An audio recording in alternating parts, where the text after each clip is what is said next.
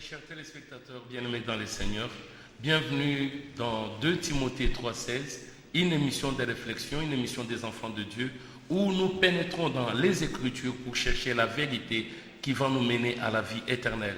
Nous allons commencer par une brève prière. Te bénissons, tendre Père, Dieu d'Abraham, d'Isaac et de Jacob, de ce moment précieux que tu nous accordes pour que nous puissions parler de ta part.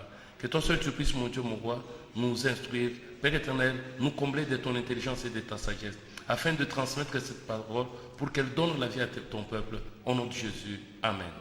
Bien-aimés dans le Seigneur, nous sommes dans 2 Timothée 3,16.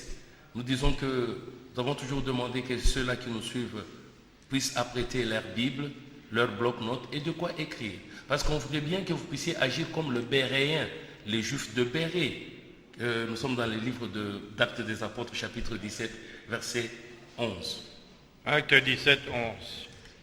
Ces Juifs avaient des sentiments plus nobles que ceux de Thessalonique. Le Juif de Bérée avait des sentiments plus nobles que ceux de Thessalonique.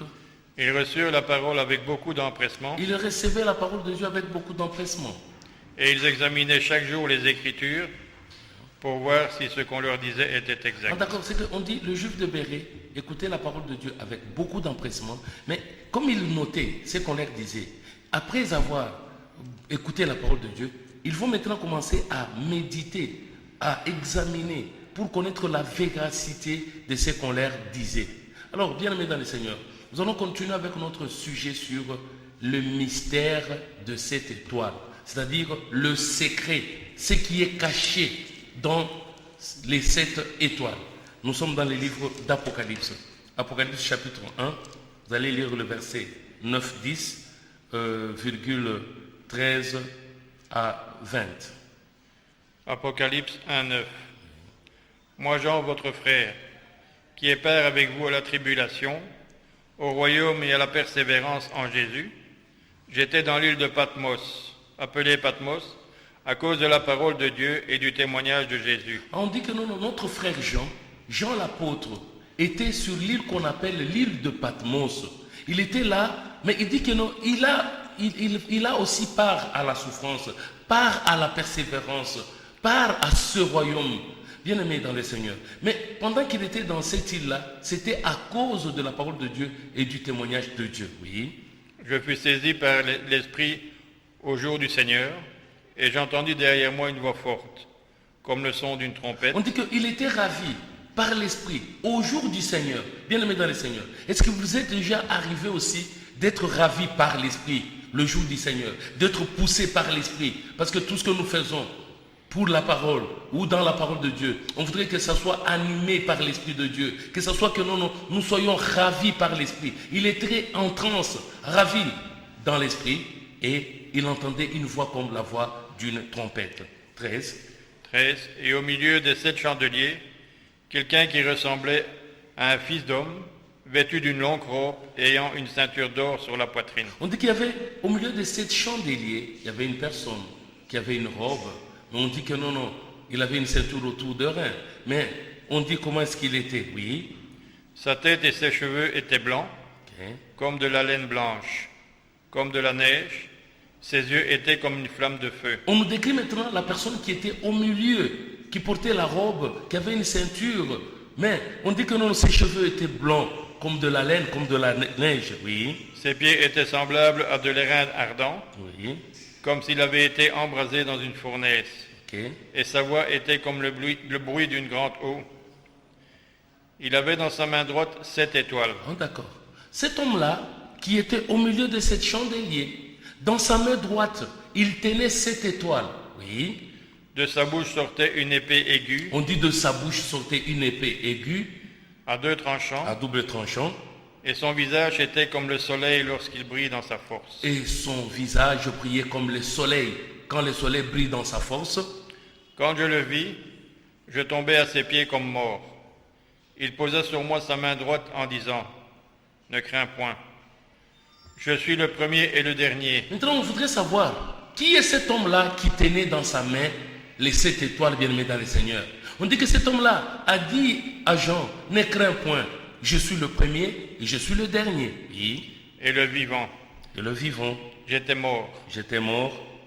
Et voici, je suis vivant au siècle des siècles. On dit que non, j'étais mort. Pour l'instant, je suis vivant. Et je suis vivant au siècle de siècles. Bien-aimés dans le Seigneur, il y a quelqu'un qui était mort, mais aujourd'hui il est vivant. Mais il est vivant au siècle de siècles, oui. Je tiens les clés de la mort, du séjour des morts. Oh, il tient dans sa main, il tient les clés du séjour des morts et les clés de la mort. Écris donc ce que tu as vu. Tu dois maintenant écrire ce que tu as vu. Ce qui est. Ce qui est. Ce qui doit arriver ensuite. Ce qui doit arriver ensuite. Le mystère de 7 étoiles que tu as vu dans ma main droite. Ah, d'accord. On nous parle du mystère, du secret, de ce qui est caché. Donc le mystère de 7 étoiles qui se trouve dans la main droite. Mais qui est celui-là? Celui qui était mort, qui est vivant au siècle des siècles. C'est Jésus-Christ. C'est que dans la main de Jésus-Christ, nous avons 7 étoiles. Mais les 7 étoiles, on voudrait maintenant nous donner donc nous révéler, nous donner ce qui est caché dans le 7 étoiles que détient Jésus dans sa main droite. Oui. Et des 7 chandeliers d'or. Et de 7 chandeliers d'or. Les 7 étoiles sont les anges. On dit que les 7 étoiles sont les anges des 7 églises. Des 7 églises. Et les 7 chandeliers sont les 7 églises. Bien-aimés dans le Seigneur, on nous dit que nous voulions parler du secret, du mystère de 7 étoiles qui sont dans la main droite de Jésus-Christ. Que peuvent signifier les 7 étoiles, bien-aimés dans le Seigneur? Parce que beaucoup de gens disent ceci. Les gens peuvent dire que non, mais voilà, on m'a volé mon étoile. Mon étoile ne sait plus briller. Quand j'étais encore gosse, j'étais très intelligent. Maintenant, je ne suis plus intelligent. Quand j'étais encore à l'université, je pouvais aider mes amis. Quand on faisait les homework, donc les travaux manuels, les travaux, on pouvait étudier les devoirs, tout ça, on pouvait le faire et j'étais intelligent. Mais qu'est-ce qui fait qu'aujourd'hui, les autres commencent à briller et moi, je n'y arrive pas? Bien-aimé dans le Seigneur, tout ça, c'est question maintenant de comprendre. Qu'est-ce qui s'est passé? Qu'est-ce qui fait que l'homme n'arrive pas à briller? C'est ça, nous sommes là pour montrer d'abord ce que nous appelons les mystères de cette étoile. Nous allons lire d'abord le livre de Jean. C'est quoi une étoile, bien-aimé dans le Seigneur? Qu'est-ce qui fait que non, l'homme peut dire que non, on m'a volé mon étoile? Est-ce que dans l'ancien temps, est-ce que c'est vrai, on peut voler les étoiles? C'est vrai, l'étoile peut s'obscurcir et ne pas donner sa lumière. Tout ça, nous allons le découvrir au cours de cette émission. Jean chapitre 3. Jean, l'évangéliste, chapitre 3.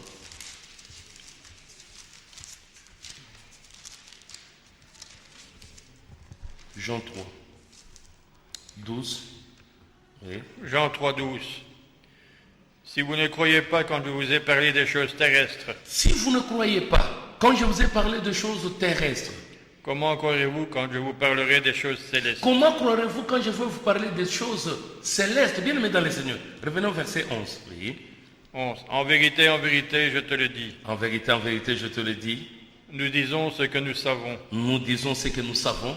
Et nous rendons témoignage de ce que nous avons vu. Nous rendons témoignage de ce que nous avons vu. Et vous ne recevez pas notre témoignage. Vous ne recevez pas notre témoignage. Bien aimé dans le Seigneur. En parlant des étoiles, beaucoup de gens se posent la question. Il y a même quelqu'un qui aurait dit quelque chose. Non, mais comment? Quand vous parlez des étoiles, bien aimé, mais ça c'est l'astrologie. Vous parlez de choses cosmiques. Oui, bien aimé dans le Seigneur. Sachez bien que non, la Bible parle de tout. Même si aujourd'hui les gens peuvent éviter de dire non, Dieu, non, on parle de l'énergie, on parle de l'intelligence, ainsi de suite. La Bible parle de tout. Jésus a dit, si vous ne croyez pas, parce qu'il dit que non, nous disons ce que nous connaissons, nous rendons témoignage de ce que nous avons vu, ce que nous avons vécu. C'est ce que même Jean nous dit que non, ce sont des choses que ce que nos mains ont palpé. 1 Jean, chapitre 1, verset 1 à 3. C'est que dans la parole de Dieu, nous avons tout bien aimé dans le Seigneur. Il n'y a aucune chose que la parole ignore. Si tu parles de savon, mais c'est dans la Bible. Si tu parles de chaussures, tout ce que tu peux dire, c'est dans la Bible, bien aimé dans le Seigneur. Mais c'est que si les gens parlent des étoiles, sans avoir la confirmation, sans avoir le discernement. Aujourd'hui, nous avons cette chance-là, cette opportunité de comprendre quand on nous parle des étoiles. Il s'agit de quoi, bien-aimés dans le Seigneur? Oui, allons-y.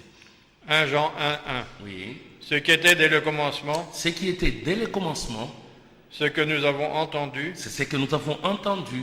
Et ce que nous avons vu de nos yeux. Ce que nous avons vu de nos yeux. De ce que nous avons contemplé. Ce qu'on a contemplé. Et que nos mains ont touché. Ce que nos mains ont touché. Concernant la parole de vie. Ah d'accord, bien aimé dans le Seigneur. Sachez bien que non, dans la parole de Dieu ou dans la parole de vie, il y a toutes choses. Mais avant de parler de ces choses, bien aimé dans le Seigneur, nous disons que c'est ce que nous avons déjà palpé, ce que nous avons vu, bien aimé dans le Seigneur, ce que nous avons contemplé. Mais ça concerne la parole de vie. C'est que, bien aimé dans le Seigneur, dans la parole de vie, il y a toutes choses. Dans la parole de Dieu, il y a la bénédiction. Dans la parole de Dieu, il y a le bonheur. Dans la parole de Dieu, il y a le succès. Dans la parole de Dieu, il y a tout. C'est pourquoi aujourd'hui, nous voulions bien revenir sur ce que nous disons, les mystères de cette étoile. Bien-aimés dans le Seigneur, c'est quoi ces étoiles, bien-aimés dans le Seigneur? Nous allons d'abord recourir à l'Ancien Testament pour voir que non, les étoiles ont été créées au 4e jour de la création du monde. Genèse chapitre 1, verset 14. Genèse, chapitre 1, verset 14. Genèse 1, 14. Oui. Dieu dit qu'il y ait des luminaires dans l'étendue du ciel. Il y ait des luminaires dans l'étendue du ciel. Pour séparer le jour d'avec la nuit. Pour séparer le jour d'avec la nuit. Que ce soit des signes pour marquer les époques. Ça doit être des signes pour marquer les époques. Les jours et les années. Le jour et les années. Et qu'ils servent de luminaires dans l'étendue du ciel. Et ça serve de luminaires dans l'étendue du ciel.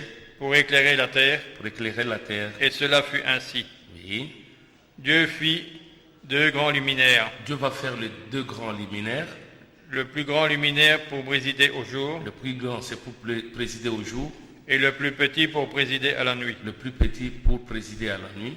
Il fit aussi les étoiles. Il fit aussi les étoiles. Dieu aussi a créé, il a fait les étoiles. Bien aimé dans le Seigneur, comme nous disons que non, c'est quoi l'étoile? Comme nous disons que non, les gens peuvent dire que non, mon étoile ne sait pas briller. Ou bien tel enfant avait brillé quand il était enfant. Il brillait en quoi? C'est pourquoi nous disons même, nous allons plus loin. Quand nous voyons que quelqu'un a réussi, vous allez dire que non, mais cet enfant aussi, ou cet homme ici, cette femme ici, est né sous la bonne étoile. Mais c'est quoi cette étoile, bien aimée dans le Seigneur? Parce que nous voulions bien maintenant d'abord savoir, dans la Bible, est-ce qu'on ne parle pas des astres? Et comment devenir une étoile qui va briller, une étoile qui va briller et donner son éclat et jouir du bonheur, jouir de toutes les bénédictions de Dieu, bien aimé dans le Seigneur. On va prendre le livre de Nombre. Nombre chapitre 24. Nombre 24. Nous allons commencer par le 15e verset. Nombre 24, 15 jusqu'au 18. Nombre 24, 15, 18. Oui. Balaam prononça son oracle et dit. Balaam, qui était un prophète, mais qu'on avait loué, qu'on voulait payer pour aller maudire le peuple d'Israël. Mais arrivé d'abord, avant d'aller maudire le peuple d'Israël, Dieu va se manifester chez Balaam. Il va lui dire, mais comment tu peux aller maudire celui que Dieu a béni? Comment tu peux dire des imprécations, prononcer de malédictions sur celui-là que Dieu a béni? Bien-aimé dans le Seigneur, sache bien que non, si aujourd'hui tu as la chance d'être une étoile ou d'avoir une étoile, sache bien, il fallait que non, tu saches comment conserver cela. Comment est-ce que tu peux être béni pour que la malédiction ne vienne pas sur toi? Oui, allons-y. Et dit parole de Balaam, fils de Béor. C'est la parole de Balaam, fils de Béor. Parole de l'homme qui a l'œil ouvert. Parole de l'homme qui a l'œil ouvert. Parole de celui qui entend les paroles de Dieu. On dit parole de celui-là qui entend les paroles de Dieu. Bien-aimé dans le Seigneur, est-ce que ton œil est ouvert pour comprendre? Parce que nous avons les signes de temps. Nous avons aussi les signes du ciel. Mais maintenant, ici, nous voulions bien parler de signes de temps. Parce que les luminaires que Dieu avait placés dans l'étendue étaient des signes de temps. C'était pour marquer le temps. Mais toi, tu es dans quel temps, bien-aimé dans le Seigneur?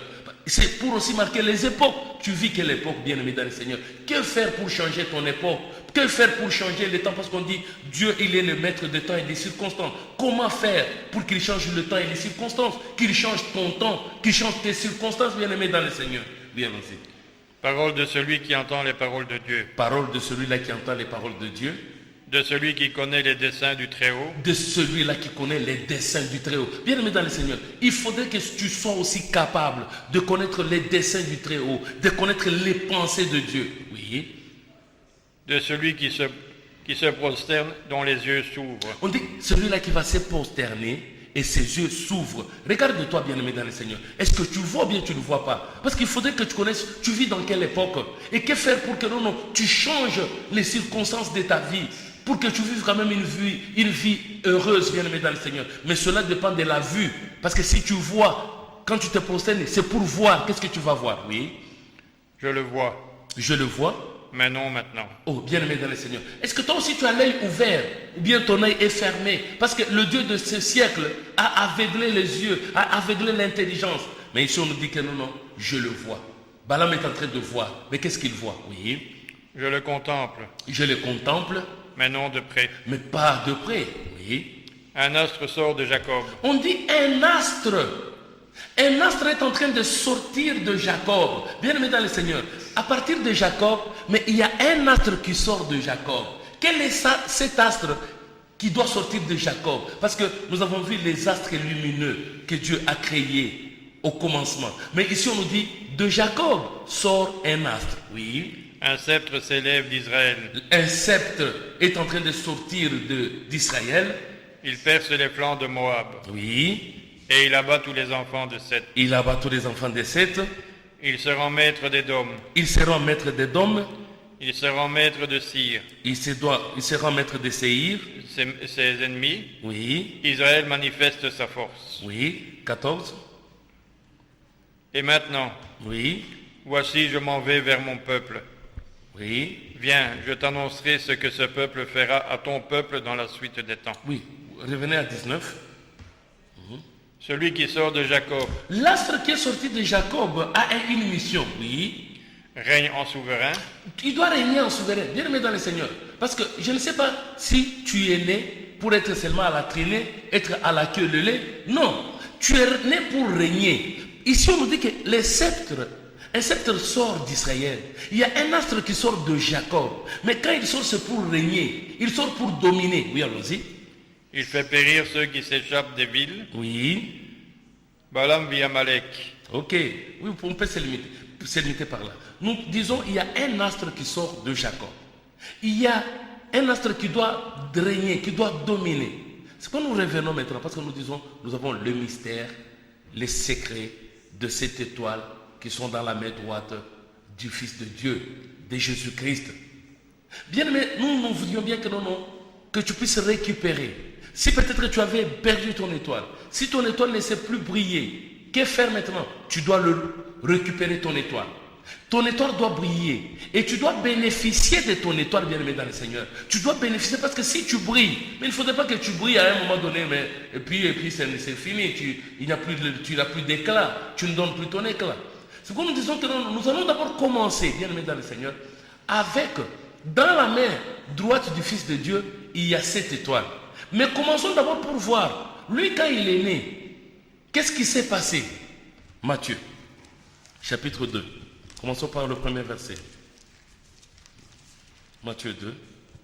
Commencez par le premier verset. Matthieu 2,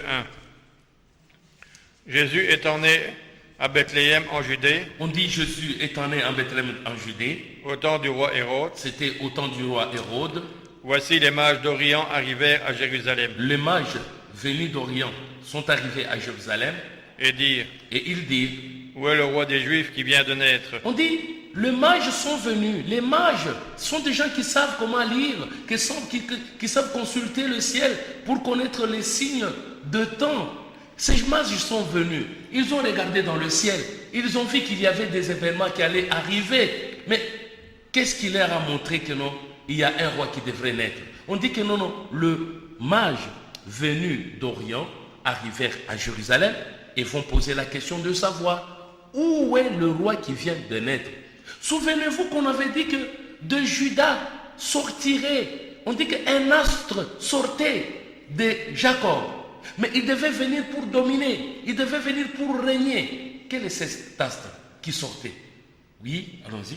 Car nous avons vu son étoile en Orient. Oh, d'accord. On dit que, où est le roi qui vient de naître? Parce que nous avons vu son étoile en Orient. C'est que à la naissance de Jésus-Christ, à la naissance du roi de roi, on devrait voir une étoile. C'est que sa naissance se manifeste ou sa naissance se fait voir à travers une étoile qui montre que non, un roi va naître. Oui, allons-y. Et nous sommes venus pour l'adorer. On dit que non, nous avons vu l'étoile du roi qui doit naître à partir de l'Orient.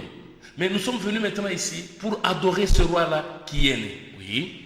Le roi Hérode, ayant appris cela, fut troublé et tout Jérusalem avec lui. Quand le roi Hérode fut informé qu'il y avait un autre roi qui venait de naître et que le mage confirmait avoir vu son étoile, le roi Hérode était frustré, il était vraiment étonné.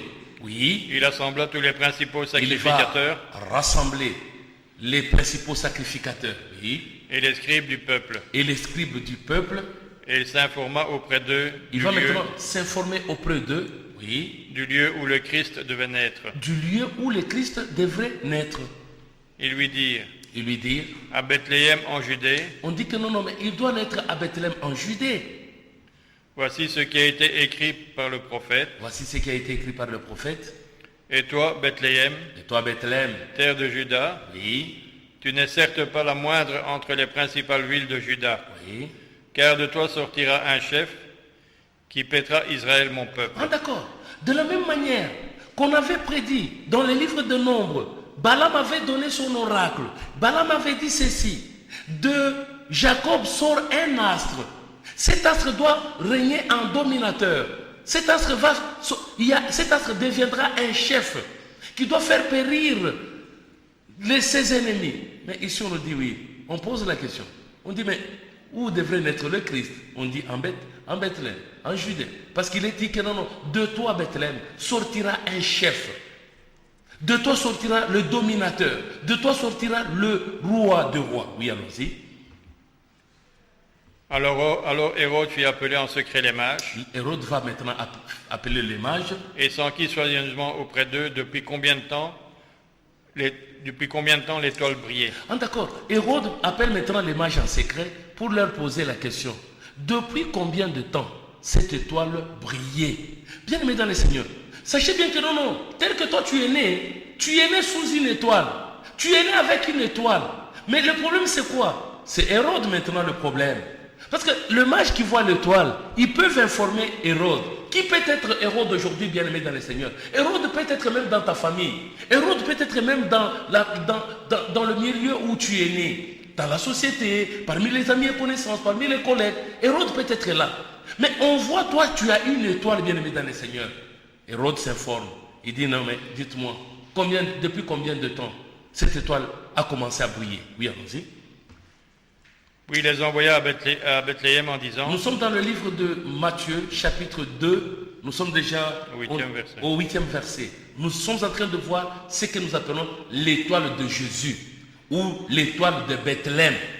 C'est ça là, le début, pour voir comment est-ce que chacun de nous, bien aimé dans le Seigneur, Dieu ne t'a pas envoyé sur la terre pour vivre comme tout le monde. Non, tu es une étoile. Tu as une étoile, bien aimé. C'est que tu as une mission précise.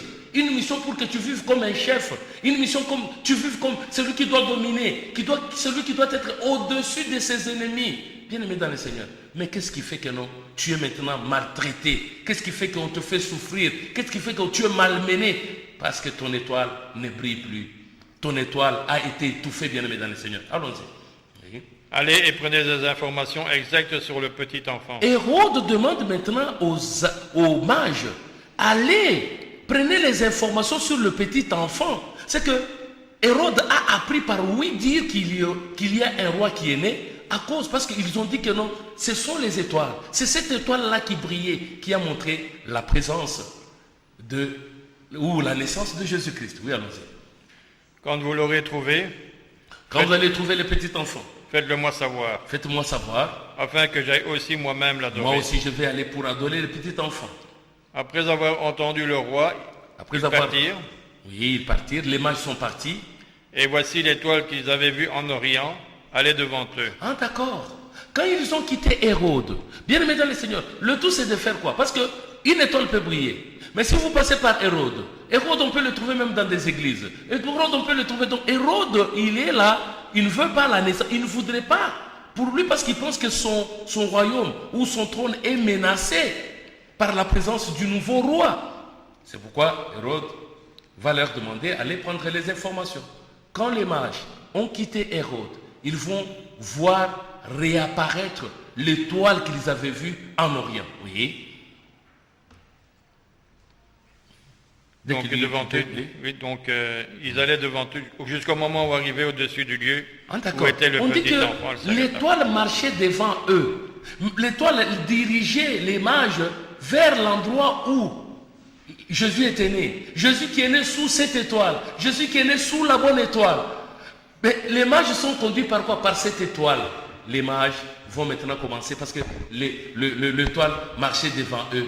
Jusqu'à ce que, arrivé au lieu où était Jésus, l'étoile va maintenant s'arrêter, va se poser au-dessus. Oui, allons-y.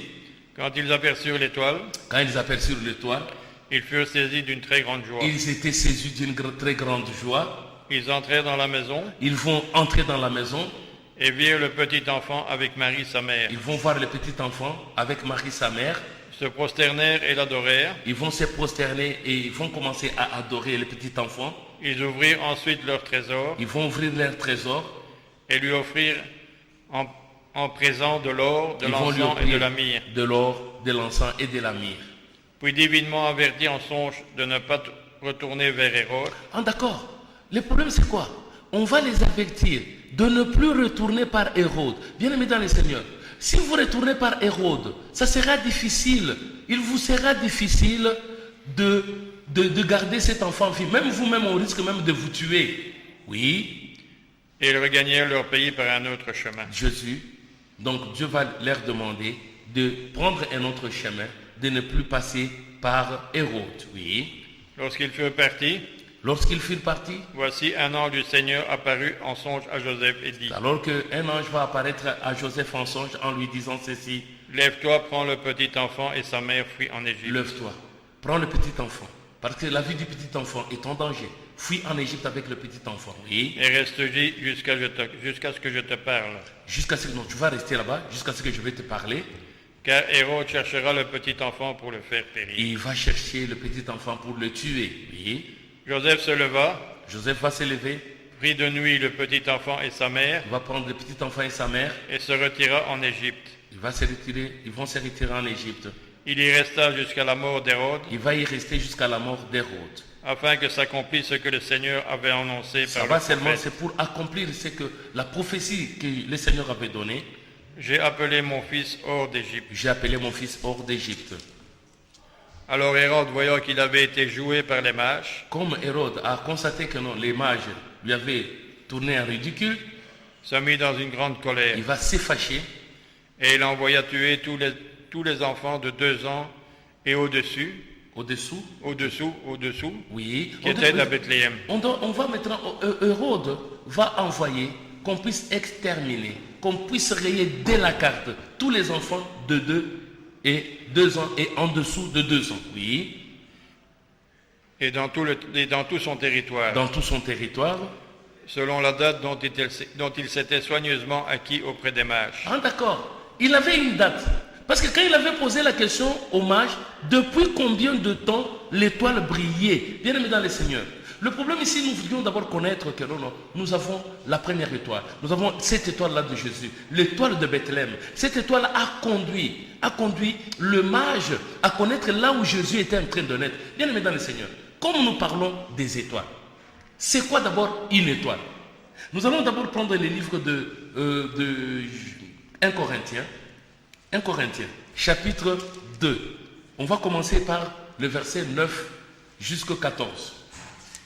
C'est quoi une étoile, bien-aimé dans le Seigneur? L'étoile que les mages ont vue, l'étoile que nous appelons l'étoile de Bethléem, l'étoile de Jésus. Parce qu'à la longue, nous allons voir aussi l'étoile de David. Nous allons voir même que aujourd'hui, il y a des gens qui symbolisent l'étoile par 2 triangles inversés. C'est que 2 triangles qui s'emboîtent. Même quand vous regardez le drapeau israélien, vous allez voir que ce drapeau à l'emblème de l'étoile.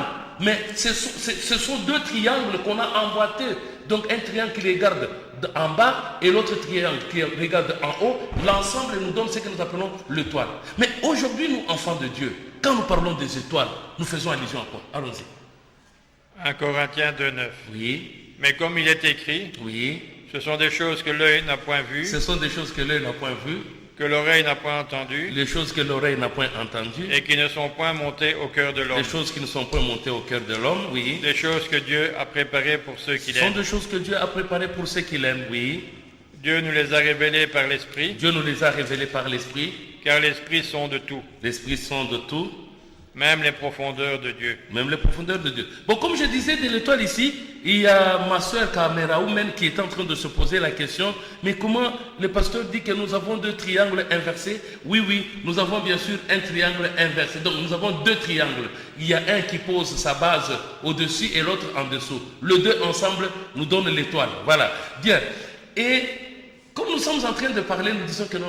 La sagesse de Dieu, on nous dit que ce sont des choses que l'œil n'a jamais vues, des choses que l'oreille n'a jamais entendues, des choses qui ne sont pas montées au cœur de l'homme. Bien-aimé dans le Seigneur, quand nous parlons de l'étoile, où est-ce que toi tu vas regarder l'étoile? Parce qu'on nous dit, l'homme doit connaître ce que nous appelons les signes de temps. Nous sommes dans quel temps? Nous sommes dans quelle époque, bien-aimé dans le Seigneur? Parce que les étoiles qu'on a placées, c'est pour connaître les époques. Mais nous sommes dans quelle époque, bien-aimé dans le Seigneur? Oui, parce qu'il faudrait que tu sois capable de lire ce que nous disons, les signes du zodiaque, les signes, donc l'astrologie. Toi, tu dois être capable, parce que c'est dans la Bible. Oui, allons-y. Oui. Qui donc parmi les hommes connaît les choses de l'homme? Qui donc parmi les hommes connaît les choses des hommes? Oui. Si ce n'est l'esprit de l'homme qui est en lui. Pour connaître les choses de l'homme, on doit avoir l'esprit de l'homme. Oui. De même, personne ne connaît les choses de Dieu. Personne non plus ne connaît les choses de Dieu. Si ce n'est l'Esprit de Dieu. Si ce n'est l'Esprit de Dieu, oui. Oh, nous n'avons pas reçu l'Esprit du monde. Bien aimé dans le Seigneur, Dieu parle de l'étoile. On parle de l'étoile de Bethléem. Vous, qu'est-ce que vous faites?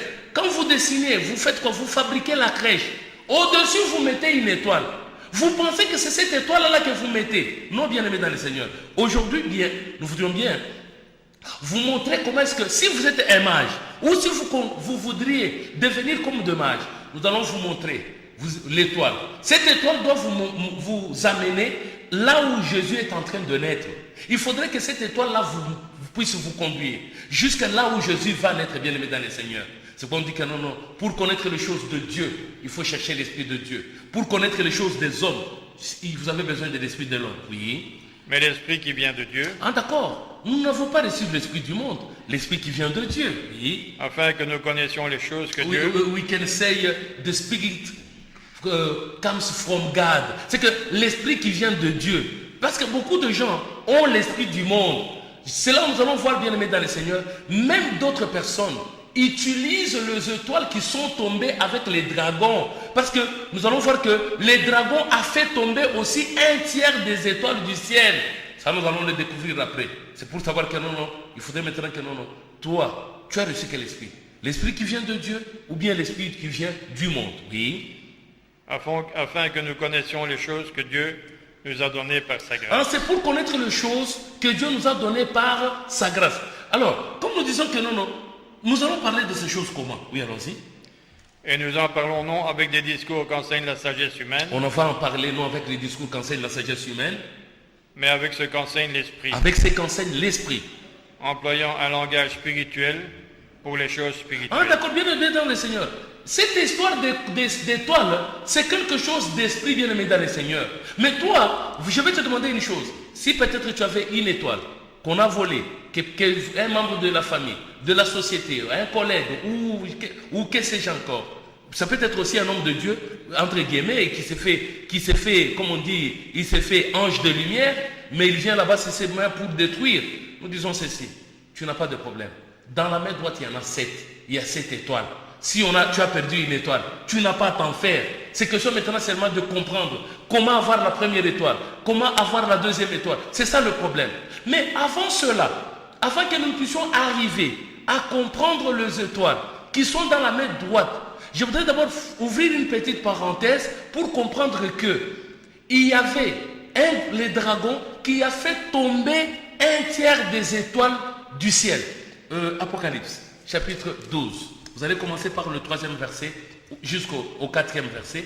Et puis vous allez revenir au 1er jusqu'au 2e. Apocalypse 12. Commencez par le 3e verset. Oui. Un autre signe parut encore dans le ciel. Un autre signe parut encore dans le ciel.